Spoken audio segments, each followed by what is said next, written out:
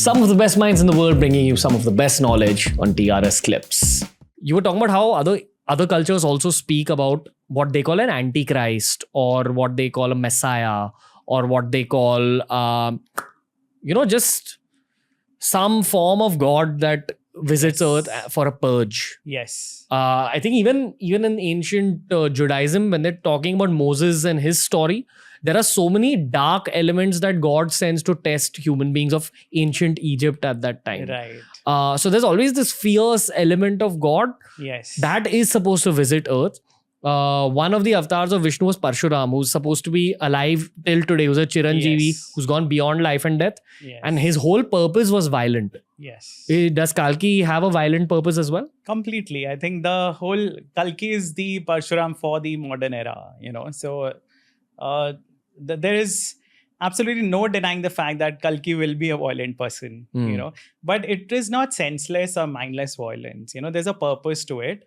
And Kalki's purpose is to rid the world of the Asuric forces or the demonic forces or the forces of evil. Got it. You have any input from other cultures? So there are, references of similar messiahs coming towards the end of towards the judgment day. The Abrahamic religions, they call it the judgment day, when the world is going to end. And that's when the judgment of all the souls, all the people who have passed away would be done, whether you go into heaven or hell. So towards the end of the world, when the judgment day is about to happen, in Christianity, there is a prediction of a fourth horseman coming, if I'm not mistaken, fourth or the fifth horseman coming. And I think it's fourth. And the horseman is supposed to be very similar to Kalki, in the sense that Kalki is riding a divine horse called Devdat, and Kalki is supposed to rid the entire world of the evil kings. And the horseman is supposed to do exactly the same, where, it's mentioned that the armies of earth would be aligned to face the horseman. But still he would smite them, with a sword and stuff. It's very similar. And again, even in Islam, there's a mention of a Hazrat coming to establish the principles again. There's differences in the opinion, whether he's already appeared, whether he's going to come. But there is a mention of a similar concept.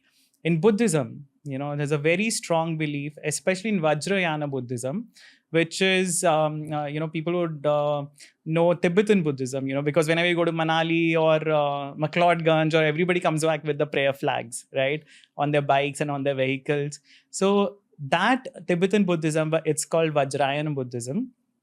And in that Buddhism, there's a belief in scriptures called Kal Chakra. And it is believed that these Kal Chakra teachings were actually passed on by Gautam Buddha to the first king of that lineage.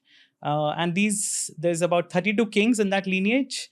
And the last one of them would correspond to the Kalki that we know from our scriptures.